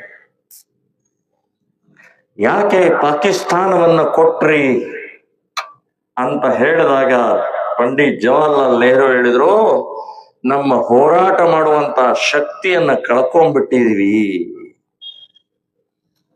ಎಂಥ ಮಾತರಿ! ನೀವು ಕಳ್ಕೊಂಡಿರೋದ್ರಿ? ಕಳ್ಕೊಂಡಿಲ್ಲ ನೀವು. ಲೇಡಿ ಮೌಂಟ್ ಬೆಟನ್ ಜೊತೆಗೆ ಓಡಾಡ್ತಾ ಇದ್ರಿ, ನೀವು ಕಳ್ಕೊಂಡಿರ್ಲಿಲ್ಲ. ಆದ್ರೆ ದೇಶಕ್ಕಾಗಿ ಹೋರಾಟ ಮಾಡುವಂತ ಮಾನಸಿಕತೆ ನಿಮ್ಮಲ್ಲಿ ಇರಲಿಲ್ಲ. ಅವತ್ತಿನ ಪತ್ರಕರ್ತರ ಪ್ರಶ್ನೆಗೆ ಹೇಳಬೇಕಾಗಿತ್ತು, 100 ವರ್ಷ ಇನ್ನೂ ಹೋರಾಟ ಮಾಡ್ತೀವಿ, 1 ಇಂಚ್ ಕೂಡ ಪಾಕಿಸ್ತಾನಕ್ಕೆ ಕೊಡುವುದಿಲ್ಲ ಅಂತನ್ನುವಂತ ಈ ಶಬ್ದ ಅವತ್ತಿನ ನಾಯಕರಲ್ಲಿ ಬರಬೇಕಾಗಿತ್ತು, ಬರಲಿಲ್ಲ. ಇವತ್ತು ನಾವು ಅನುಭವಿಸ್ತಾ ಇದ್ದೀವಿ. ಡಾಕ್ಟರ್ ಅಂಬೇಡ್ಕರ್ ಅವತ್ತೇ ಹೇಳಿದ್ರು, ರೆಕಾರ್ಡ್ ಇದೆ, ಪುಸ್ತಕ ಇದೆ, ದಾಖಲೆ ಇದೆ. ಪಾಕಿಸ್ತಾನ್ ನಾನು ಒಪ್ಪಲ್ಲ. ಡಾಕ್ಟರ್ ಅಂಬೇಡ್ಕರ್ ಹೇಳಿದ್ರು, ನಾನು ಒಪ್ಪಲ್ಲ. ಆದ್ರೂ ಕೂಡ ನೀವೀಗ ಸಿಗ್ನೇಚರ್ ಮಾಡಿಬಿಟ್ಟಿದಿರಿ. ಆದರೆ ಒಂದು ನಿರ್ಣಯ ತಗೊಳ್ಳಿ, ನಮ್ಮ ದೇಶದಲ್ಲಿ ಇರುವಂತ ಎಲ್ಲ ಮುಸ್ಲಿಮರನ್ನ ಪಾಕಿಸ್ತಾನ ಕಳಿಸಿ, ಪಾಕಿಸ್ತಾನದಲ್ಲಿರುವಂತ ಎಲ್ಲ ಹಿಂದೂಗಳನ್ನ ಇಲ್ಲಿ ಕರ್ಸ್ಕೊಳ್ಳಿ. ಅವಾಗಲೇ ಶಾಂತಿ, ಅವಾಗಲೇ ಒಂದು ಸುಖವಾಗಿ ಇರಬಹುದು ಅಂತ ಹೇಳಿದಂತ ಡಾಕ್ಟರ್ ಅಂಬೇಡ್ಕರ್. ಅವತ್ತೇ ಗೊತ್ತಿತ್ತು ಡಾಕ್ಟರ್ ಅಂಬೇಡ್ಕರ್ಗೆ, ಇಲ್ಲಿ ಇದ್ರೆ ಕಂಟಕ ಆಗ್ತಾರೆ, ತೊಂದರೆ ಕೊಡ್ತಾರೆ, ಮತ್ತೆ ಗಲಾಟೆ ಗೊಂದಲ ಆಗತ್ತೆ, ಹಿಂದೂಗಳು ಸುಖವಾಗಿರುವುದಿಲ್ಲ ಅಂತನ್ನುವಂಥದ್ದು ಎಂಥ ದೂರದೃಷ್ಟಿ ರೀ ಡಾಕ್ಟರ್ ಅಂಬೇಡ್ಕರ್ದು, ಎಂಥ ದೇಶಭಕ್ತಿ ರೀ ಅವ್ರದ್ದು. ನಾನು ಡಾಕ್ಟರ್ ಅಂಬೇಡ್ಕರ್ಗೆ ಸಾವಿರ ನಮಸ್ಕಾರಗಳನ್ನು ಹೇಳ್ತಾ ಇದ್ದೀನಿ. ನಾನು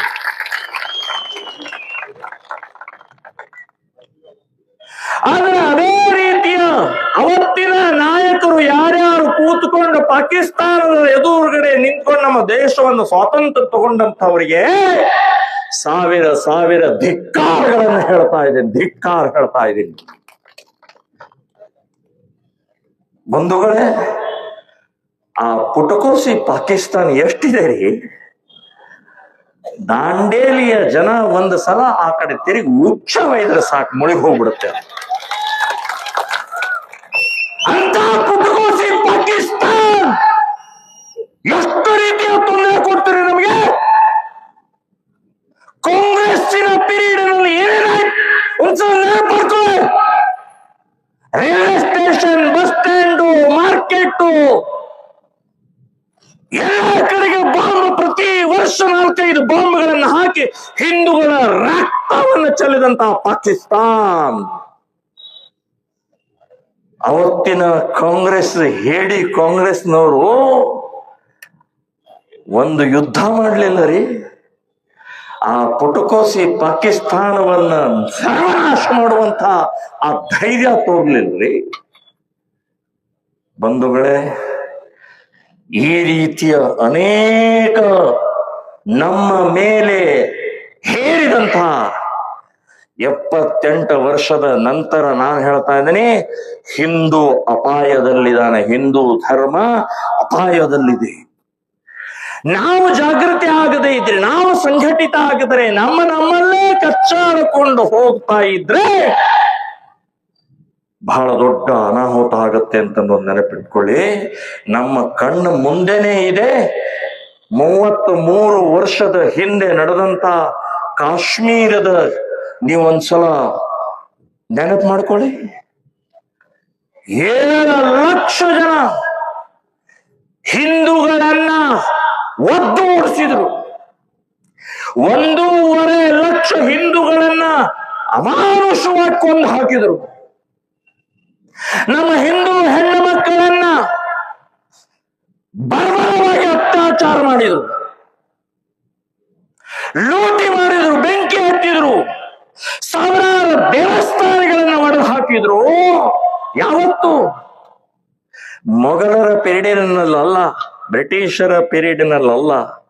ಸ್ವಾತಂತ್ರ್ಯ ಬಂದು 1990ರಲ್ಲಿ 86ರಿಂದ 90ರಲ್ಲಿ ಆ ಕಾಶ್ಮೀರದಲ್ಲಿ ನಡೆದಂತ ಆ ಭಯಾನಕ ಸ್ಥಿತಿ ಒಂದು ಸಲ ಮರಿಬೇಡ್ರಿ. ನಾವು ಮರೆಯೋ ಸ್ವಭಾವ ನಮ್ದೇ ಬಹಳ ಇದೆ ಹಿಂದೂಗಳದ್ದು. ಮರಿಬೇಡ್ರಿ. ಅಲ್ಲಿ ಹಿಂದೂಗಳು, ಕಾಶ್ಮೀರದ ಹಿಂದೂಗಳು ಮಾಡಿದಂತ ತಪ್ಪೇನು? ಏನ್ ತಪ್ಪು ಮಾಡಿದ್ರು? ಮುಸ್ಲಿಮರ ವಿರುದ್ಧ ಹೋರಾಟ ಮಾಡಿದ್ರ? ಮೆರವಣಿಗೆ ಮಾಡಿದ್ರ? ಅಥವಾ ಏನಾದ್ರೂ ಮಾಡಿದ್ರ ಅನಾಹುತ? ಏನೂ ಇಲ್ಲ. ದಾಂಡೇಲಿಯ ಹಿಂದೂ ಸಮಾಜ ಇವತ್ತು ಹೇಗೆ ಶಾಂತವಾಗಿ ಸಮಾಧಾನವಾಗಿ ತಮ್ಮ ಪಾಡಿಗೆ ತಾವು ವ್ಯಾಪಾರ, ಸಂಸಾರ, ಉದ್ಯೋಗ, ವಿದ್ಯಾರ್ಥಿ, ರೈತ ಹೇಗಿದಾನೋ ಅದೇ ಮಾದರಿಯಲ್ಲಿ ಕಾಶ್ಮೀರದ ಹಿಂದೂಗಳು ಶಾಂತವಾಗಿ ಸಮಾಧಾನವಾಗಿ ತಮ್ಮ ಪಾಡಿಗೆ ತಾವು ಇದ್ದಂಥವರನ್ನ ಹೊರಗೆ ಹಾಕಿದ್ರಿ. ಕೊಂದ್ರೆ ಯಾಕೆ? ಅವ್ರಿಗೆ ಕೇಳಿದ್ರೆ ಒಂದೇ ಹೇಳ್ತಾರೆ, ನೀನು ಹಿಂದೂ ಇದಿ, ಅದಕ್ಕೆ ಇದೆ ಇಲ್ಲಿ ಕಾಶ್ಮೀರದಲ್ಲಿ ಇರಂಗಿಲ್ಲ ಅಂತ ಹೇಳಿ ಒದ್ದು ಓಡಿಸಿದ್ರಲ್ರಿ. ಹಿಂದೂ ಅಂತ ಹುಟ್ಟಿದ್ದೇ ಪಾಪನ. ಅವತ್ತು ಮಿಲಿಟರಿ ಇತ್ತು, ಸಂವಿಧಾನ ಇತ್ತು, ಪೊಲೀಸರಿದ್ರು, ರಾಜಕಾರಣಿಗಳು ಇದ್ರು, ಎಲ್ಲರೂ ಇದ್ದಾಗಲೇ ಅವರನ್ನು ಓಡಿಸಿಬಿಟ್ರು. ಇವತ್ತಿನ ತನಕ ನಾವು ಒಳಗಡೆ ಹೋಗಕ್ಕಾಗ್ತಾ ಇಲ್ಲ ರೀ, ಒಳಗಡೆ ಹೋಗಕ್ಕಾಗ್ತಾ ಇಲ್ಲ. ಹಿಂದೂಗಳಿಗೆ ಒಳಗಡೆ ಹೋಗಿ ಜೀವನ, ತಮ್ಮ ಮನೆ ಸ್ವಂತ ಮನೆ ಒಳಗಡೆ ಹೋಗಕ್ಕಾಗ್ತಾ ಇಲ್ಲ. ಇವತ್ತು ಏನೇನಾಗಿದೆಯೋ ಗೊತ್ತಿಲ್ಲ. ಅಸಂಘಟಿತ ತಾಕತ್ತಿಲ್ಲದಂತ ಇವತ್ತು ಈ ಪರಿಸ್ಥಿತಿ ನಿರ್ಮಾಣ ಆಗಿದೆ. ಯಾಕೆ ಅಂತಂದ್ರೆ ಕಾಶ್ಮೀರದಲ್ಲಿ ಮುಸ್ಲಿಮರು ಟೆಸ್ಟ್ ಮಾಡಿದ್ರು, ಪರೀಕ್ಷೆ ಮಾಡಿದ್ರು.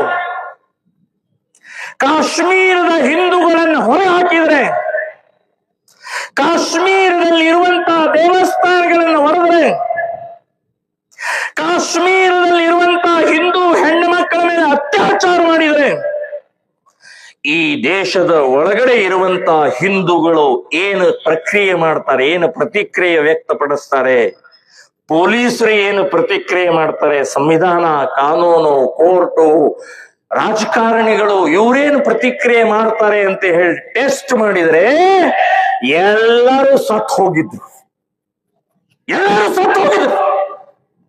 ಏನು ಮಾಡಲಿಲ್ಲ. ಕಾನೂನು, ಕೇಂದ್ರ ಸರ್ಕಾರ, ಪೊಲೀಸರು, ಮಿಲಿಟರಿ, ಸಂವಿಧಾನ ಏನು ಮಾಡಲಿಲ್ಲ. ಅನಾಥವಾಗಿ 7 ಲಕ್ಷ ಜನ ಇಡೀ ದೇಶದಲ್ಲಿ ಬದುಕ್ತಾ ಇದ್ದಾರೆ, ಭಿಕ್ಷುಕರಾಗಿ, ಭಿಕಾರಿಗಳಾಗಿ ಬದುಕ್ತಾ ಇದ್ದಾರೆ. ಅದೇ ಮಾದರಿಯಲ್ಲಿ ದಾಂಡೇಲಿ ಕೂಡ ಆಗಬಾರದು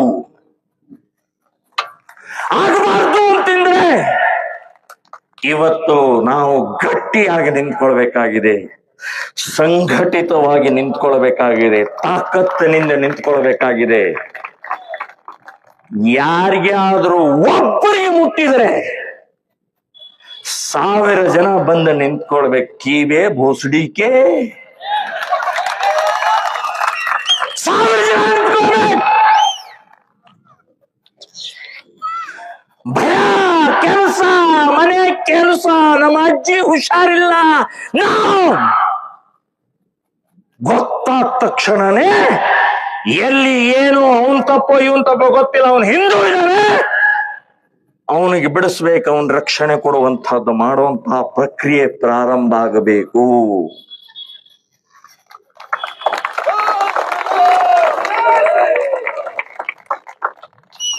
ಕಾಶ್ಮೀರದ ಕಥೆಯನ್ನ ಓದ್ತಾ ಕೇಳ್ತಾ ಹೋದ್ರೆ ಕಣ್ಣೀರು ಬರುತ್ತೆ, ಕಣ್ಣೀರು. ಈ ರೀತಿಯ ಪ್ರಕ್ರಿಯೆಗಳು ಈ ದೇಶದಲ್ಲಿ ಆಗ್ತಾ ಆಗ್ತಾ ಆಗ್ತಾ 78 ವರ್ಷ ಕಳೆದಿದ್ದೇವೆ. ಪ್ರಭು ಶ್ರೀರಾಮಚಂದ್ರನ ಜನ್ಮಸ್ಥಾನ ಅಯೋಧ್ಯ, ಅಲ್ಲಿ ದೇವಸ್ಥಾನ. ಅದಕ್ಕೆ ಪ್ರೂಫ್ ಕೊಡ್ರಿ, ಅದಕ್ಕೆ ದಾಖಲೆ ಕೊಡ್ರಿ ಅಂತ ಹೇಳಿದ್ರು. ಪಕ್ಕದ ತಮಿಳುನಾಡಿನವನ ಒಬ್ಬ ಮಾಜಿ ಮುಖ್ಯಮಂತ್ರಿ ಈಗಿಲ್ಲ, ಅವನು ಹೇಳ, ಆ ಪ್ರಭು ಶ್ರೀರಾಮಚಂದ್ರನ ಸೇತುವೆ ಕಟ್ಟಬೇಕಾದ್ರೆ, ಇಲ್ಲಿ ದೇವಸ್ಥಾನ ಕಟ್ಟಬೇಕಾದ್ರೆ ಯಾವ ಇಂಜಿನಿಯರಿಂಗ್ ಕಾಲೇಜ್ನಲ್ಲಿ ಓದಿದ್ದ ಸರ್ಟಿಫಿಕೇಟ್ ಕೊಡ್ರಿ ಅಂತ ಹೇಳಿದ್ದ ಅವನು. ನಾನು ಆವಾಗಲೇ ಉತ್ತರ ಕೊಟ್ಟಿದ್ದೆ, ಸಾವಿರ ಉತ್ತರ ಕೊಡ್ತೀವಿ, ಸಾವಿರ ದಾಖಲೆ ಕೊಡ್ತೀವಿ. ನೀನು ನಿನ್ನ ಅಪ್ಪನಿಂದನೇ ಹುಟ್ಟಿದೆ ಅಂತ ಅನ್ನೋದಕ್ಕೆ ಸಾಕ್ಷಿ ಇದೆ, ಕೊಡಲೇ ಭೂಸುಡಿಕೆ?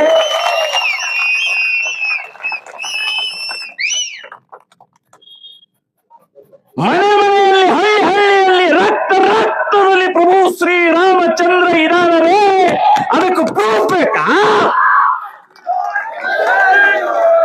ರಾಮಾಯಣ ಓದಿದ್ರೆ ಸಾಕು, ಪ್ರತಿ ಪುಟದಲ್ಲಿ ಅಯೋಧ್ಯ ಅಂತನ್ನುವಂಥದ್ದು. ಇದಕ್ಕಿಂತ ಸಾಕ್ಷಿ ಏನ್ ಬೇಕಲೇ ಬಡ್ಡಿ ಮಗನೇ? ಆದ್ರೂ ಕೋರ್ಟಿನ ಮೂಲಕ ತಗೊಳ್ಳುವಂತ ದುರ್ದೈವ ಆಯ್ತಲ್ರಿ ನಮ್ದು. 500 ವರ್ಷ ಹೋರಾಟ. ಒಂದು ದೇವಸ್ಥಾನವನ್ನ ಪಡೆಯಕ್ಕೆ, ರಾಮನ ಜನ್ಮಸ್ಥಾನದಲ್ಲಿ ದೇವಸ್ಥಾನವನ್ನ ಕಟ್ಟಕ್ಕೆ 500 ವರ್ಷ ಬೇಕಾಯ್ತ್ರಿ. 500 years. ತ್ಯಾಗ, ಬಲಿದಾನ, ರಕ್ತ, ಉದ್ವಸ್ತ, ಲಾಠಿ, ಕೇಸು, ಜೈಲು ಎಲ್ಲವನ್ನೂ ಅನುಭವಿಸಿದೆವು. ಕೊನೆಗೂ ಒಬ್ಬ ಬರಬೇಕಾಯ್ತು. 2014ರಲ್ಲಿ ಒಬ್ಬ ಮಹಾಪುರುಷ ಬಂದ, ನರೇಂದ್ರ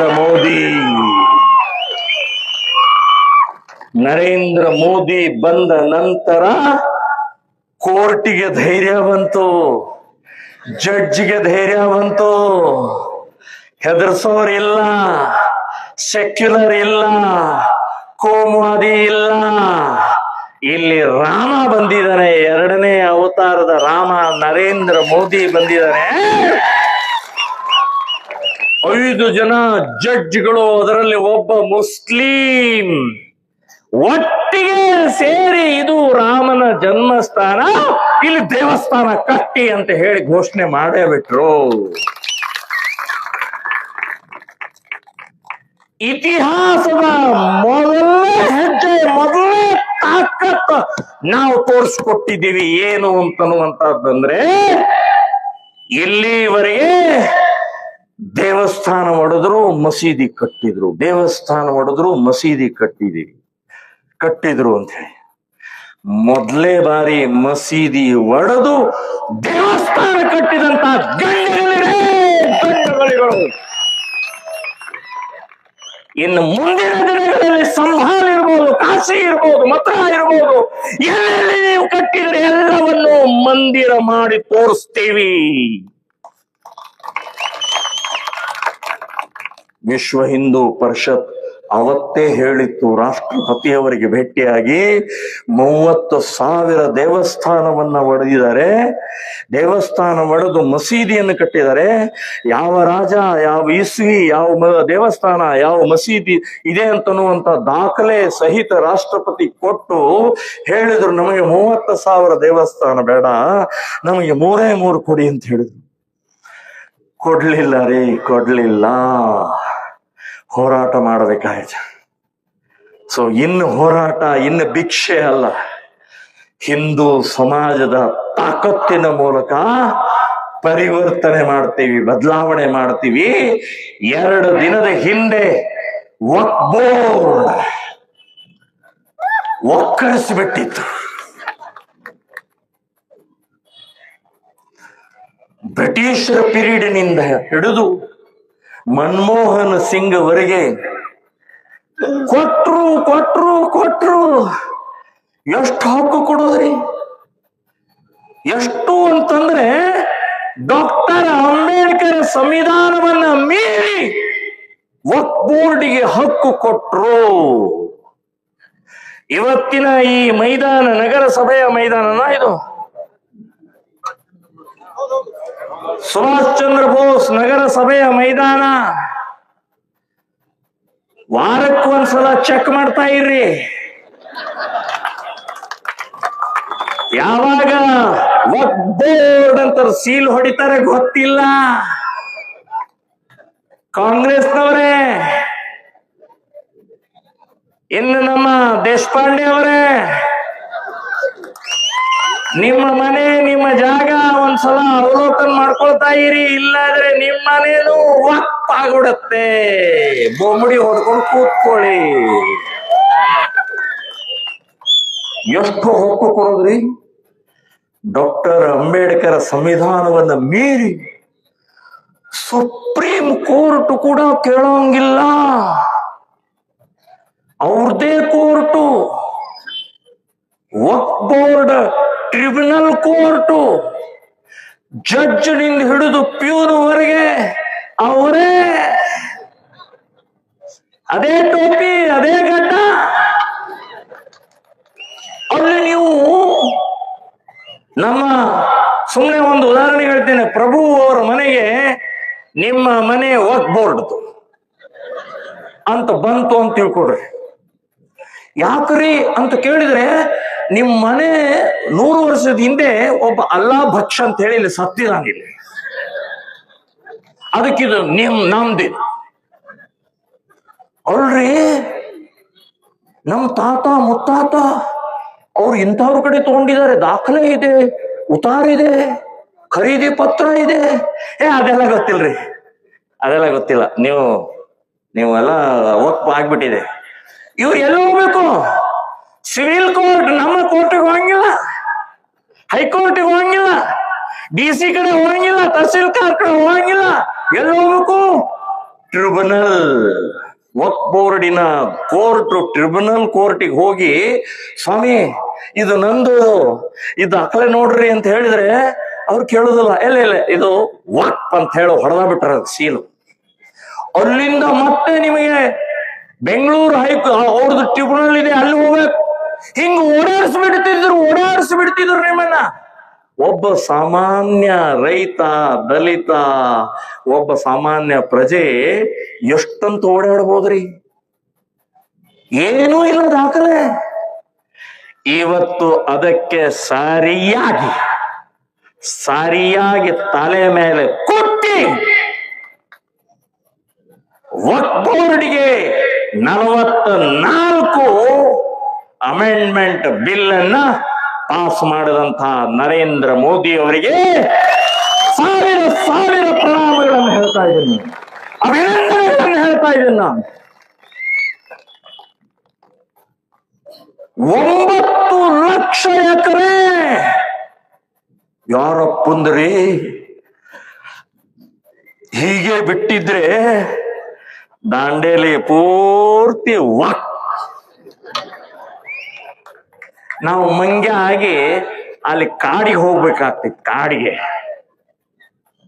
ಅದಕ್ಕೆ ನರೇಂದ್ರ ಮೋದಿ ಅವರು ಯೋಚನೆ ಮಾಡಿ ಇವತ್ತು 44 ಅಮೆಂಡ್ಮೆಂಟ್ ತಂದಿದ್ದಾರೆ.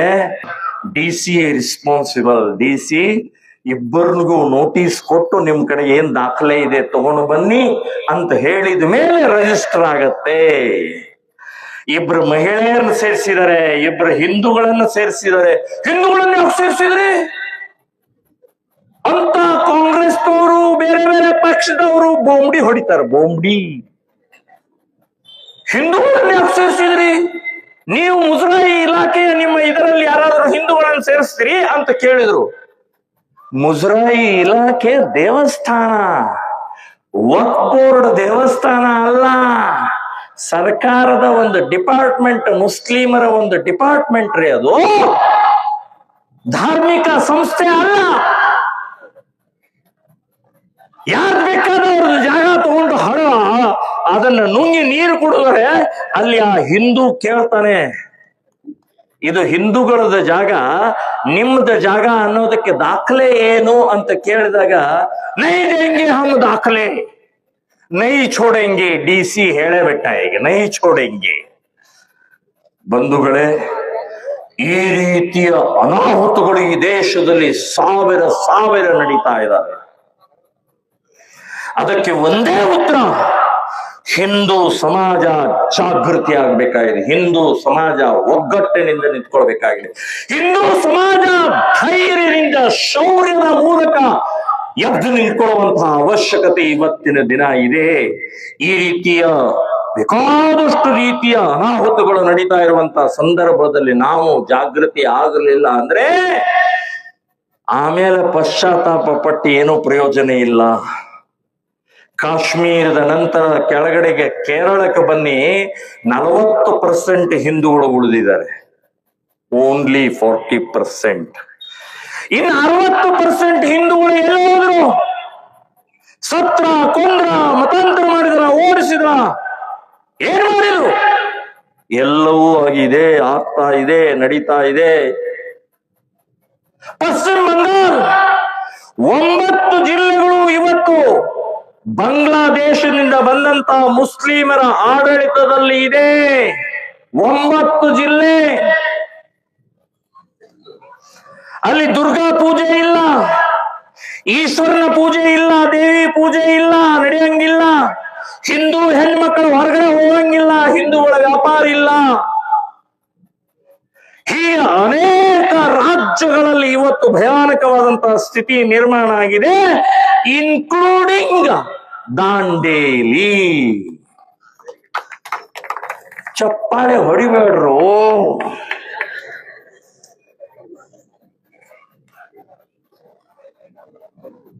ಇವತ್ತು ನಾವು ಹೂ ಯಾರ ಕಡೆ ಅಂತ ಹೋಗ್ತಾ ಇದ್ದೇವೆ, ಹಣ್ಣು ಯಾರ ಕಡೆ ಅಂತ ಹೋಗ್ತಾ ಇದ್ದೇವೆ? ಹಲಾಲಿಗೆ ವಿರೋಧ ಇಲ್ಲ. ಹಲಾಲ್ ಅನ್ನುವಂಥದ್ದು ಇಸ್ಲಾಮದ ಒಂದು ಪದ್ಧತಿ. ಆಯ್ತು, ನಿಮ್ ಪದ್ಧತಿ ನೀವು ಮಾಡ್ಕೊಳ್ಳಿ, ನಮ್ಗ್ಯಾಕೆ ಹೇಳ್ತೀರ್ರಿ? ನಾವು ಹೂವನ್ನ ಪವಿತ್ರವಾಗಿ ನಾವು ದೇವರಿಗೆ ಏರಿಸ್ಬೇಕು, ಉಗುಳಿದ್ದ ಅಲ್ಲ, ಹಲಾಲ್ ಮಾಡಿದ್ರೆ ನಮ್ಗೆ ಹೂ ಬೇಡ. ದಾಂಡೇಲಿಯ ಹಿಂದೂಗಳಿಗೆ ಹೇಳ್ತಾ ಇದ್ದೇನೆ, ಇನ್ಮೇಲೆ ಹೂ ಖರೀದಿ ನಿಲ್ಲಿಸಿ. ಇಲ್ರಿ, ದೇವಸ್ಥಾನಕ್ಕೆ ಹಾಗೆ ಬರೀ ಕೈಲಿ ಹೋಗ್ರಿ. ದಾಂಡೇಲಪ್ಪ,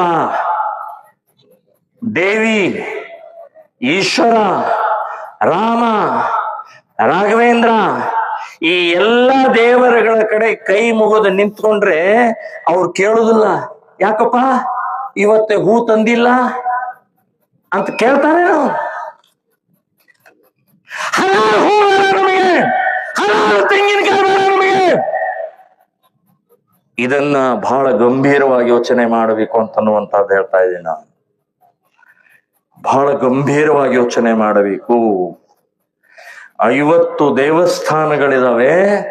ಇವತ್ತು ದೇವಸ್ಥಾನ ಭಗ್ನ ಮಾಡುವಂತ, ದೇವರನ್ನ ನಂಬಲೇ ಇರುವಂತ ಗೋಹಂತಕರ ಕೈಯಿಂದ, ಗೋ ಭಕ್ಷಕರ ಕಡೆಯಿಂದ, ಗೋ ಕಳ್ಳತನ ಮಾಡುವಂತವರ ಕಡೆಯಿಂದ ಹೂತು ಬರ್ತೀವಲ್ಲ, ದೇವರು ಹೇಗೆ ಬಲ ಕೊಡ್ತಾನೆ? ಶಾಪ ಕೊಡ್ತಾ ಇದ್ದಾನೆ. ನಮ್ಮನೆ ಮುಂದೆ, ನಮ್ಮನೆ ಹಿಂದೆ ಒಂದು ಹೂವಿನ ಗಿಡ ಹಾಕಿ ಅದಕ್ಕೆ ಬಿಡುವಂತಹ ಹೂವನ್ನು ಮಾತ್ರ ದೇವಸ್ಥಾನಕ್ಕೆ ತಗೊಂಡು ಹೋಗ್ಬೇಕು ವಿನಃ ಹಲಾಲ ಹಲಾಲ ಹೂವು ಬೇಡ ನಮಗೆ. ಗೋಹತ್ಯೆ ನಿಲ್ಲಿಸಿ, ಗೋರಕ್ಷಣೆ ನಿಲ್ಲಿಸಿ, ಗೋಕಲ್ಪನ ನಿಲ್ಲಿಸಿ, ಅವಾಗ ನಾವು ನಿಮ್ಮ ಜೊತೆಗಿದ್ದೀವಿ. ಹಲಾಲವನ್ನು ನಿಲ್ಲಿಸಿ, ನಮಗೆ ಹಲಾಲದ ಹೂ ಬೇಡ, ಹಲಾಲದ ತೆಂಗಿನಕಾಯಿ ಬೇಡ, ಹಲಾಲದ ಅಗರಬತ್ತಿ ಬೇಡ, ಹಲಾಲದ ಇನ್ನೇನೂ ಬೇಡ ನಮಗೆ. ಬಂಧುಗಳೇ, ಇಂಥ ಕಾರ್ಯಕ್ಕೆ ಹಿಂದೂ ಸಮಾಜ ಜಾಗೃತಿ ಆಗಬೇಕಾಗಿದೆ, ಗಟ್ಟಿಯಾಗಿ ನಿಂತ್ಕೊಳ್ಬೇಕಾಗಿದೆ. ಅದಕ್ಕೋಸ್ಕರನೇ ಯುಗಾದಿ ಉತ್ಸವದ ಸಮಾಜೋತ್ಸವದ ಉದ್ದೇಶನೇ ಇದು. ಪಾಪ ಹಿರಿಯರೆಲ್ಲರೂ ಕೂಡ ಎಷ್ಟು ಪರಿಶ್ರಮ ಪಡ್ತಾರೆ, ಮನೆ ಮನೆಗೆ ಹೋಗ್ತಾರೆ, ಧ್ವಜ ತಗೊಳ್ಳಿ, ಕಾರ್ಯಕ್ರಮ ಬನ್ನಿ, ರ್ಯಾಲಿಗೆ ಬನ್ನಿ, ಶೋಭಾಯಾತ್ರೆಗೆ ಬನ್ನಿ, ಬನ್ನಿ ಬನ್ನಿ ಬನ್ನಿ ಅಂತ ಹೇಳಿ ಹೇಳಿ ಹೇಳಿ ಪರಿಶ್ರಮ ಪಟ್ಟು ಇಂಥ ಒಂದು ಕಾರ್ಯಕ್ರಮ ಮಾಡುವಂತ ಉದ್ದೇಶನೇ ಕ್ಲಿಯರ್, ಸ್ಪಷ್ಟವಾಗಿದೆ. ಹಿಂದೂ ಸಮಾಜದಲ್ಲಿ ತಾಕತ್, ಹಿಂದೂ ಸಮಾಜದಲ್ಲಿ ಒಗ್ಗಟ್ಟು, ಹಿಂದೂ ಧರ್ಮದ ರಕ್ಷಣೆಗೋಸ್ಕರ ಒಂದು ಉತ್ಸವ ಆಗಬೇಕು ಅನ್ನುವಂತ ಇದೇ ಸಂದೇಶವನ್ನು ನಾವು ತಗೊಂಡು ಹೋಗ್ಬೇಕಾಗಿದೆ. ಮನೆ ಮನೆ ಹೇಳಬೇಕಾಗಿದೆ. ಮುಂದಿನ ಯುಗಾದಿಗೆ ಈ ಗ್ರೌಂಡ್ ಸಾಲೋದಿಲ್ಲ, ಈ ಗ್ರೌಂಡ್ ಸಾಲೋದಿಲ್ಲ. ದೊಡ್ಡದು ಇಡೀ ಪ್ರತಿಯೊಬ್ಬರ ಮನೆ ಬೀಗ ಹಾಕಿ ಬರ್ಬೇಕು, ಇಲ್ಲಾಂದ್ರೆ ಬೀಗ ಬೇರೆಯವರು ಹಾಕ್ತಾರೆ ಅನ್ನುವಂತ ಸಂದೇಶವನ್ನ ನಾವೆಲ್ಲರೂ ಕೊಡಬೇಕಾಗಿದೆ. ಕೊನೆಯದಾಗಿ ಒಂದು 4-5 ವಿಷಯವನ್ನ ನಿಮ್ಮ ಮುಂದೆ ಇಡ್ತಾ ಇದೆ. ಒಂದು, ಹಿಂದೂ ಸಂಘಟನೆಗಳಿಗೆ ಬೆಂಬಲಿಸಬೇಕು. ಅದು RSS, ವಿಶ್ವ ಹಿಂದೂ, ಬಜರಂಗ ದಳ, ಶ್ರೀರಾಮ್ ಸೇನೆ, ಹಿಂದೂ ಜಾಗರಣ, ಇನ್ಯಾವ್ಯಾವ ಹಿಂದೂ ಸಂಘಟನೆಗಳಿದಾವೆ ಎಲ್ಲದಕ್ಕೂ ತನು ಮನ ಧನದಿಂದ ಬೆಂಬಲಿಸಬೇಕು. ತನು ಮನ ಧನದಿಂದ. ದೇವಸ್ಥಾನಕ್ಕೆ ಮಠಗಳಿಗೆ ದುಡ್ಡು ಹಾಕೋದು ನಿಲ್ಲಿಸಿ, ಹಿಂದೂ ಸಂಘಟನೆಗಳಿಗೆ ಬಲ ತುಂಬಿ, ನಿಮ್ಮ ಹುಡುಗಿ, ನಿಮ್ಮ ಮಗಳು, ನಿಮ್ಮ ತಂಗಿ, ನಿಮ್ಮ ಅಕ್ಕ ಯಾರಾದ್ರೂ ಲವ್ ಜಿಹಾದದಲ್ಲಿ ತೊಡಗಿದ್ರೆ ಹಿಂದೂ ಸಂಘಟನೆಯವರು ತಕ್ಷಣ ಜಾಗೃತರಾಗಿ ಆ ಹುಡುಗಿಯನ್ನ ಬಚಾವ್ ಮಾಡುವಂತಹ ಪ್ರಕ್ರಿಯೆ ಹಿಂದೂ ಸಂಘಟನೆಗಳು ಮಾಡ್ತಾವೆ ವಿನಃ ಈ ರಾಜಕಾರಣಿಗಳು, ಈ ಪೊಲೀಸರು, ಈ ಇನ್ಯಾವುದೋ ಸರ್ಕಾರ ಯಾರೋ ಏನು ಮಾಡುವುದಿಲ್ಲ ಅನ್ನೋದು ನೆನಪಿಟ್ಕೊಳ್ಳಿ. ನಾವು ನಿಮ್ ಮಗಳನ್ನ ಉಳಿಸೋದು ನಾವು. 18 ವಯಸ್ಸಾದಂತ ಹುಡುಗಿ, 21 ವಯಸ್ಸಾದಂತ ಹುಡುಗ ಏನಾದ್ರೂ ಅಕಸ್ಮಾತ್ ಲವ್ ಜಿಹಾದ್ದಲ್ಲಿ ಪೊಲೀಸ್ ಸ್ಟೇಷನ್ಗೆ ಹೋದ್ರೆ ಪೊಲೀಸರು ಕೈ ಎತ್ತಿ ಬಿಡ್ತಾರೆ. ಅವ್ರ ಮೇಜರ್ ಇದಾರೆ, ಅವ್ರು ಹೇಳ್ತಾ ಇದಾರೆ ನಾವೇನ್ ಮಾಡಕ್ ಆಗಲ್ಲ ರೀ ಅಂತ. ಆ ಮಾಡಕ್ ಆಗಲ್ಲ ಅಂತ ಹೇಳಿದ ನಂತರ ಮುಂದಿನ ಕೆಲಸ ನಾವು ಮಾಡ್ತೀವಿ. ನಾವು ಮಾಡಿ ಆ ಹುಡುಗಿಯನ್ನ ಬಚಾವ್ ಮಾಡುವ ತನಕ ಬಿಡುವುದಿಲ್ಲ. ನಾನು ಶ್ರೀರಾಮ ಸೇನೆ ಪ್ರಾರಂಭ ಮಾಡಿ 20 ವರ್ಷ ಆಯ್ತು. 4760 ಹುಡುಗಿಯರನ್ನ ಯಾರು ಲವ್ ಜಿಹಾದ್ ಮುಸ್ಲಿಮರ ಜೊತೆಗೆ ಓಡ್ ಹೋಗಿದ್ರು ಅವರನ್ನು ವಾಪಸ್ ತಂದು ಮನೆಗೆ ಸೇರಿಸಿದ್ದೇವೆ.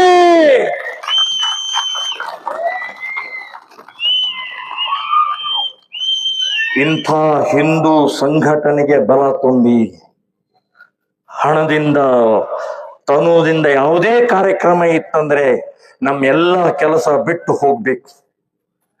ಗೋಮಾತೆ ಒಂದೇ ಒಂದು ಆಕಳು ಕಸಾಯಿ ಖಾನೆ ಹೋಗ್ತಾ ಇದೆ ಗೊತ್ತಾದ ತಕ್ಷಣನೇ ನಮ್ಮೆಲ್ಲ ಕಾರ್ಯಕರ್ತರು ಹೋಗಿ ಅಲ್ಲಿ ನಿಲ್ಲಿಸ್ತಾರೆ. ಆ ಆಕಳನ್ನು ಉಳಿಸುವಂತ ಕೆಲಸವನ್ನ ಮಾಡ್ತಾ ಇದೀವಿ. ಮತಾಂತರ ಆಗ್ತಾ ಇದೆ, ನಮ್ಮ ಕಾರ್ಯಕರ್ತರು ಇಮ್ಮಿಡಿಯೇಟ್ ಹೋಗ್ತಾರೆ, ತಡಿತಾರೆ, ಹೋರಾಟ ಮಾಡ್ತಾರೆ, ಜೈಲಿಗೆ ಹೋಗ್ತಾರೆ, ಕೇಸ್ ಹಾಕೊಳ್ತಾರೆ. ಸೊ ಇಂಥ ನಿಸ್ವಾರ್ಥ ದೇಶಕ್ಕಾಗಿ, ಸಮಾಜಕ್ಕಾಗಿ ಇವತ್ತಿರುವಂತಹ ಈ ಸಂಘಟನೆಯ ಕಾರ್ಯಕರ್ತರಿಗೆ, ಸಂಘಟನೆಗೆ ಬೆಂಬಲವನ್ನು ಸೂಚಿಸಬೇಕು. ನಂಬರ್ 2, ಇವತ್ತು ಪ್ರಭುಗಳು ಹೇಳಿದ್ರು ಸ್ವದೇಶಿ ವಸ್ತುಗಳನ್ನೇ ಖರೀದಿ ಮಾಡಿ. ಚೀನಾ ವಸ್ತುಗಳು ಇವತ್ತು ಬಹಳಷ್ಟು ಪ್ರಮಾಣದಲ್ಲಿ ಬಂದಿದ್ದಾವೆ.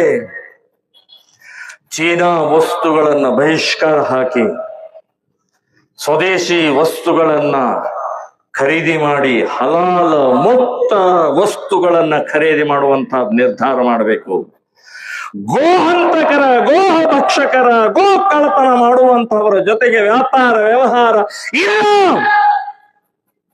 ನಿರ್ಧಾರ ಮಾಡಬೇಕು. ಇದು ನಂಬರ್ 2. ಇನ್ ನಂಬರ್ 3, ನಮ್ಮ ಉತ್ಸವಗಳು, ಅದನ್ನು ನಮ್ಮ ಪ್ರಭುಗಳು ಹೇಳಿದ್ರು, ನಮ್ಮ ಉತ್ಸವಗಳು ಗಣೇಶೋತ್ಸವ, ಸಂಕ್ರಾಂತಿ ಅಥವಾ ಇನ್ಯಾವುದೋ ಹಬ್ಬಗಳಲ್ಲಿ ನಮ್ಮ ಮೆರವಣಿಗೆಗಳ ಹೋಗ್ತಾ ಇರುವಂತಹ ಸಮಯದಲ್ಲಿ ಕುಡಿದು ಹೋಗ್ತೀವಿ ನಾವು. ನೀರಲ್ಲ, ಪಾನಕ ಅಲ್ಲ, ಶರೆ ಕುಡಿದು ಹೋಗ್ತೀವಿ. ಹಿಂದೂ ಸಮಾಜದಲ್ಲಿ ಕೆಟ್ಟ ರೋಗ ಪ್ರಾರಂಭ ಆಗ್ಬಿಟ್ಟಿದೆ. ಯುವಕರಲ್ಲಿ ಕುಡಿತಾ ಕುಡಿತಾ ಕುಡಿತಾ ಕುಡಿತದಿಂದ ಹಾಳಾಗ್ತಾ ಇದ್ದೇವೆ, ನಾಶ ಆಗ್ತಾ ಇದ್ದೇವೆ. ಗಣೇಶೋತ್ಸವ ನಮ್ದು, ಗಣಪತಿ ನಮ್ದು, ಹಬ್ಬ ನಮ್ದು. ಕುಡಿದು ಅಸಹ್ಯ ಯಾಕೆ ಮಾಡ್ತಾ ಇದ್ದಾರೆ? ಹಬ್ಬಕ್ಕೆ ಯಾಕೆ ಅಪಮಾನ ಮಾಡ್ತಾ ಇದ್ದಾರೆ? ಆ ಗಣಪತಿ ಹೇಳ್ತಾನೆ, ಮಗನೇ ಕುಡ್ದಿದಿ ನೀನು, ನನ್ನನ್ನು ಕುಡದೆ ನೀನು ನೀರಲ್ಲಿ ವಿಸರ್ಜನೆ ಮಾಡ್ತಿ, ಆದ್ರೆ ಮುಂದಿನ ವರ್ಷ ನಾ ಮತ್ತೆ ಬರ್ತೀನಿ, ಆದ್ರೆ ನೀನ್ ಇರುದಿಲ್ಲೋ, ನೀನು ಬೇರೆ ಕುಡಿದು ನೀನು ಎಲ್ಲೋ ವಿಸರ್ಜನೆ ಆಗಿರುತ್ತೀಯೋ. ಆ ಗಣಪತಿ ಹೇಳ್ತಾನೆ ನಮಗೆ. ಬಂಧುಗಳೇ, ಕುಡಿತ ಭಯಾನಕವಾದಂತ ಈ ರಾಜಕಾರಣಿಗಳು ಅಂಟಿಸಿದಂತಹ ರೋಗ ಇದು. ಯುವಕರನ್ನು ಕುಡಿಸಿ ಹಾಳು ಮಾಡಿದಂತಹ ರಾಜಕಾರಣಿಗಳಿಗೆ ಧಿಕ್ಕಾರ ಹೇಳ್ತಾ ಇದ್ದೀನಿ ನಾನು. ನಮ್ಮ ದೇಶದಲ್ಲಿ 6 ಲಕ್ಷ ಹಳ್ಳಿಗಳಿದಾವೆ. 6 ಲಕ್ಷ ಹಳ್ಳಿಗಳ ಪೈಕಿ 2,40,000 ಹಳ್ಳಿಗಳಲ್ಲಿ ಇವತ್ತಿಗೂ ಕುಡಿಯೋ ನೀರಿಲ್ಲ, ಕುಡಿಯಕ್ಕೆ ನೀರಿಲ್ಲ. ಆದ್ರೆ 6 ಲಕ್ಷ ಹಳ್ಳಿಗಳಿಗೆ ಸರ್ಕಾರಿ ಸರಾಯಿ ಅಂಗಡಿಗಳು ಇದಾವೆ. ನೀರ್ಯಾಕೆ ಕುಡಿತಿರೋ? ಶರೆ ಕುಡೀರಿ, ಸಗಣಿ ತಿನ್ರಿ, ಸಾಯ್ರಿ. ಬಂಧುಗಳೇ, ಕುಡಿತದ ವಿರುದ್ಧ ಹೋರಾಟ ಮಾಡಬೇಕು. ಇಲ್ಲಿ ಇದ್ದಂತ ಮಹಿಳೆಯರು, ನಮ್ಮ ತಾಯಂದರು, ನಮ್ಮ ಸಹೋದರಿಯರಿದ್ದಾರಲ್ಲ, ಅವರಿಗೆ ನಾನು ಹೇಳ್ತಾ ಇದ್ದೀನಿ, ನೀವು ಮುಂದಿನ ಹೋರಾಟ ಕೈಯಲ್ಲಿ ಕಸಬರಿಗೆ ಹಿಡ್ಕೊಂಡು, ಸೌಟೆ ಇಟ್ಟುಕೊಂಡು ಬೀದಿಗೆ ಬಂದು ಈ ಸರಾಯಿ ಅಂಗಡಿಗಳನ್ನು ಮುಚ್ಚಿರೋ, ಬೆಂಕಿ ಹಚ್ಚಬೇಕು ಅಂತ ಹೇಳಿ ನೀವು ಹೋರಾಟ ಮಾಡಿದರೆ, ನಾನು ಪ್ರಮೋದ್ ಮುತಾಲಿಕ್ ನಿಮ್ಮ ಮುಂದೆ ಬಂದು ನಾನು ನಿಂತ್ಕೊಳ್ತೀನಿ. ಬಹಳ ಜನ ಚಪ್ಪಾಳೆ ಹೊಡಿಲಿಲ್ಲ. ಮುತಾಲಿಕರು ಯಾಕೋ ನಾವು ಕುಡಿಯೋಣಪ್ಪ, ನಮ್ ದುಡ್ಡು, ನಮ್ ಶರೀರ, ನಾವು ಕುಡಿಯೋ ಅಂತ ಇವತ್ತು ಬಹಳಷ್ಟು ಜನ ಚಪ್ಪಾಳೆ ಹೊಡಿಲಿಲ್ಲ. ಬಂಧುಗಳೇ, ಕೈ ಮುಗಿದು ಕೇಳ್ಕೊಳ್ತಾ ಇದ್ದೀನಿ, ಬಹಳ ಕೆಟ್ಟ ರೋಗ, ಕೆಟ್ಟ ಈ ಪರಂಪರೆ ಕುಡಿತದಿಂದ ಮುಕ್ತಾಗಿ ದೇಶವನ್ನು ಸಮೃದ್ಧಿ ಮಾಡೋಗೋಸ್ಕರ, ಹಿಂದೂ ರಾಷ್ಟ್ರ ನಿರ್ಮಾಣ ಮಾಡೋಗೋಸ್ಕರ ನಾವು ಇವತ್ತಾಗಲೇಬೇಕು, ಬೆಳಿಲೇಬೇಕು ಅನ್ನೋದು ನೆನಪಿಟ್ಕೊಳ್ಳಿ. ಕೊನೆಯದಾಗಿ ಆಯುಧ ಪೂಜೆ ಮಾಡ್ತೀವಿ. ಟ್ರ್ಯಾಕ್ಟರು, ಸ್ಕೂಟರು, ಸ್ಪಾನರು, ಪುಸ್ತಕ, ಪೆನ್ನು, ಇದು ನಮ್ಮ ಆಯುಧಗಳಿವೆ. ಸ್ವಾಮಿ, ಇದು ಆಯುಧಗಳಲ್ಲ. ಆಯುಧಗಳಂದ್ರೆ ತಲವಾರ್, ಬರ್ಚಿ, ಖುರ್ಪಿ, ಕೊಡ್ಲಿ, ಚಾಕು, ಅದನ್ನ ಇಟ್ಟು ಪೂಜೆ ಮಾಡಬೇಕು. ಅದನ್ನಿಟ್ರೆ ಪೊಲೀಸರು ಬರ್ತಾರೇನ್ರಿ? ಪುಕು ಬೇರೆ, ಪುಕು ಆಯುಧ ಪೂಜೆ ರೀ. ಪರಂಪರೆ, ಸಂಪ್ರದಾಯ, ಸಾವಿರ ವರ್ಷದಿಂದ ನಡ್ಕೊಂಡು ಬಂದಂತ ಆಯುಧ ಪೂಜೆಯಲ್ಲಿ ತಲವಾರು ಹಿಡದೇ ಇದ್ರೆ ಇನ್ನೇನು? ಅದಕ್ಕೆ ಹಿಂಗಾಗಿದೀವಿ, ಹೇಡಿಗಳ ತರ ಬದುಕ್ತಾ ಇದೀವಿ. ಅದು ತಲವಾರು ಇಡೋದು ಬ್ಯಾಂಗ್ಡಿದು ಅಥವಾ ಪ್ಲಾಸ್ಟಿಕ್ ಇಂದು ಅಥವಾ ರಟ್ಟಿಂದ ಇಡಕ್ ಹೋಗ್ಬೇಡ್ರಿ. ಹರಿತವಾದ ಇಡಬೇಕು. ಏಕ್ ಮಾರ್ದು ತುಕಡ. ನಾನು ಪೂಜೆ ಮಾಡೋಕೆ ಇಡಬೇಕು ಅಂತ ಹೇಳ್ತಾ, ನಾನು ಹೊಡೆದಾಟಕ್ಕೆ ಅಲ್ಲ. ಸೊ ಈ ಧೈರ್ಯ, ಈ ಸಾಹಸ ಇವತ್ತು ನಾವು ಮಾಡಬೇಕು. ನಾನು ಯಾವಾಗಲೂ ಹೇಳ್ತಾ ಇದ್ದೀನಿ, ಪೊಲೀಸರು ಬಂದು ಕೇಸ್ ಹಾಕ್ತಾರೇನ್ರಿ ಅಂತಂದ್ರೆ, ಪೊಲೀಸ್ ಸ್ಟೇಷನ್ಗೆ ನೀವು ಹೋಗಿ ಆ ಆಯುಧ ಪೂಜೆ ದಿನ ಕಂಪ್ಲೇಂಟ್ ಹಾಳೆ ಪೂಜೆ ಮಾಡೋದಿಲ್ಲ, ಚಾರ್ಜ್ ಶೀಟ್ ಪೂಜೆ ಮಾಡೋದಿಲ್ಲ, ಮಿನಿಟ್ ಬಕ್ ಪೂಜೆ ಮಾಡೋದಿಲ್ಲ, ಬಂದೂಕಿನ ಪೂಜೆ ಮಾಡ್ತಾರ್ರಿ. ಬಂದೂಕಿನ ಪೂಜೆ. ಅವರೇ ಬಂದೂಕಿನ ಪೂಜೆ ಮಾಡಬೇಕಾದ್ರೆ ನಮಗೆ ಯಾಕ್ರಿ ಕೇಸ್ ಅವ್ರ ಮೇಲೆ ಹಾಕೋಣ. ಹಾಗಾದ್ರೆ ಬಂಧುಗಳೇ, ಧೈರ್ಯ ಬೇಕಾಗಿದೆ, ಶೌರ್ಯ ಬೇಕಾಗಿದೆ, ಇವತ್ತಿನ ದಿನದಲ್ಲಿ ಕ್ಷಾತ್ರತ್ವ ಬೇಕಾಗಿದೆ. ಮರಿಬೇಡಿ ಛತ್ರಪತಿ ಶಿವಾಜಿಯನ್ನ, ಮರಿಬೇಡಿ ಭಗತ್ ಸಿಂಗ್ನನ್ನ, ಮರಿಬೇಡಿ ನಮ್ಮ ಡಾಕ್ಟರ್ ಅಂಬೇಡ್ಕರನ್ನ, ಮರಿಬೇಡಿ ಚಂದ್ರಶೇಖರ್ ಆಜಾದ್, ಸಾವರ್ಕರ್, ಕಿತ್ತೂರು ರಾಣಿ ಚೆನ್ನಮ್ಮ, ಅಬ್ಬಕ್ಕ ದೇವಿ, ಝಾನ್ಸಿ ರಾಣಿ ಲಕ್ಷ್ಮೀಬಾಯಿ, ಮರಿಬೇಡಿ. ಅವರ ರಕ್ತ ಹರಿತಾ ಇದೆ ನಮ್ಮಲ್ಲಿ. ಹೇಳಿಗಳ ತರ ಬದುಕೋದು ಬೇಡ. ಶೌರ್ಯದಿಂದ, ಧೈರ್ಯದಿಂದ ಈ ಸಮಾಜ ಕಟ್ಟೋಗೋಸ್ಕರ, ಮೆಟ್ಟಿ ನಿಲ್ಲೋಗೋಸ್ಕರ, ದುಷ್ಟರನ್ನ ಮೆಟ್ಟಿ ಹಿಂದೂ ರಾಷ್ಟ್ರ ಕಟ್ಟೋಗೋಸ್ಕರ, ಈ ಡಾಕ್ಟರ್ ಜಿ ಅವರ ಕನಸನ್ನ ನನಸು ಮಾಡೋಗೋಸ್ಕರ 100ನೇ ವರ್ಷದ ಈ ಶತಾಬ್ದಿಯ ದಿನದಲ್ಲಿ RSS ಕನಸ ನನಸು ಮಾಡಬೇಕಾಗಿದೆ. ನಾವೆಲ್ಲರೂ ಅದಕ್ಕೆ ಸಿದ್ಧ ಆಗೋಣ ಅಂತ ಹೇಳಿ ನನ್ನ ಮಾತನ್ನ ನಾನು ಮುಗಿಸ್ತಾ ಇದ್ದೀನಿ.